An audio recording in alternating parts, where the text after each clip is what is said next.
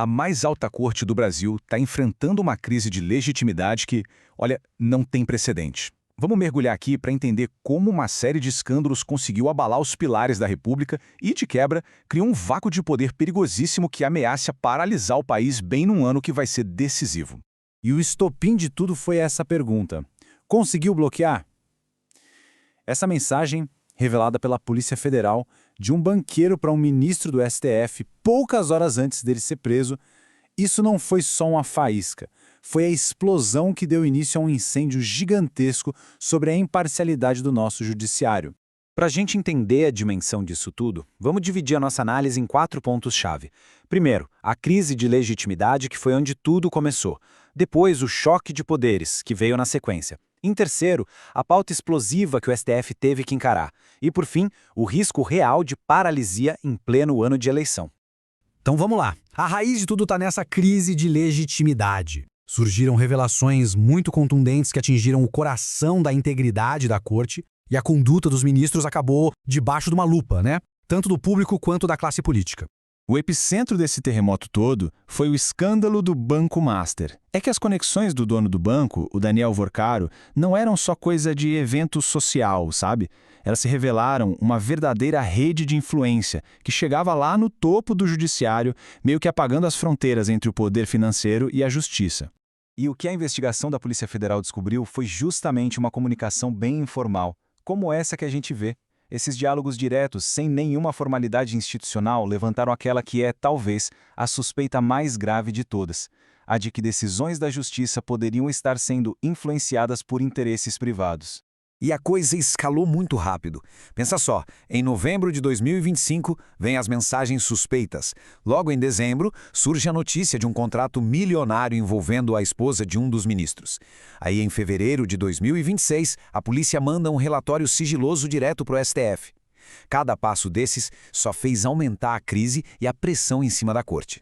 E o que começou parecendo um problema isolado, de um único ministro, logo se mostrou só a ponta do iceberg. A investigação foi se expandindo e acabou implicando uma teia de outras figuras poderosas.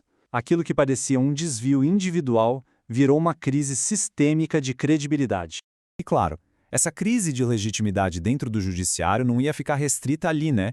Ela criou um vácuo de poder. E na política, a gente sabe, vácuo não existe por muito tempo. Ele é preenchido. E foi aí que o Congresso Nacional viu a chance de avançar e de afirmar sua força.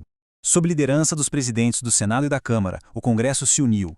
Essa frente parlamentar começou a agir de forma bem coordenada para peitar o que eles viam como um excesso de ativismo do judiciário e, claro, para reafirmar o controle sobre pautas que eram cruciais para eles. No centro dessa briga toda está o controle de 50 bilhões de reais do orçamento. E olha, para eles isso não é só dinheiro. É a principal ferramenta de poder político, de negociação. E eles lutam com unhas e dentes para manter essa ferramenta livre de qualquer interferência do judiciário. A tal OPEC dos penduricalhos é um exemplo perfeito, um exemplo clássico da tática política em jogo. O Congresso usa essa proposta como uma faca de 2 gumes. Sabe, por um lado, é uma recompensa para os juízes que se alinharem com eles. Por outro, é uma ameaça que explora as divisões dentro da própria magistratura para tentar neutralizar o poder dela. Como a gente pode ver aqui, não é um probleminha, um desacordo aqui e outro ali. É um confronto aberto em várias frentes, que vai desde o orçamento até a discussão sobre o tempo de mandato dos ministros. O que está em jogo aqui no fundo é o próprio equilíbrio de poder que sustenta a República. E, para piorar, bem no momento em que a corte estava mais frágil, mais enfraquecida por essa crise interna, ela foi obrigada a caminhar num verdadeiro campo minado, uma pauta de julgamentos com um potencial político explosivo para o país. Pois é, o tribunal teve que dar a palavra final em temas supersensíveis como o julgamento daquele indulto de 2022 e a constitucionalidade do pacote anticrime. E teve que fazer isso tudo justamente quando a sua própria credibilidade estava mais abalada do que nunca. O julgamento sobre o indulto de 2022 colocou a corte numa verdadeira sinuca de bico. Pensa bem, se anulasse o indulto, ia ser acusado de ativismo político, de perseguição. Se mantivesse, ia ser visto como conivente. Simplesmente não tinha uma saída que não resultasse em mais acusações e mais desgaste. Certo. Mas no fim das contas, quais são as consequências disso tudo para o país? O que essa guerra institucional significa para a governabilidade do Brasil? Ainda mais com as eleições chegando. O que a gente acaba tendo é um cenário de chantagem institucional mútua, basicamente. De um lado, um Congresso que não confia no Judiciário, do outro, uma Corte que perdeu a legitimidade. A consequência inevitável disso, claro, é a paralisia, travando pautas que são essenciais para o país avançar. E essa paralisia toda acontece no pior momento que poderia acontecer.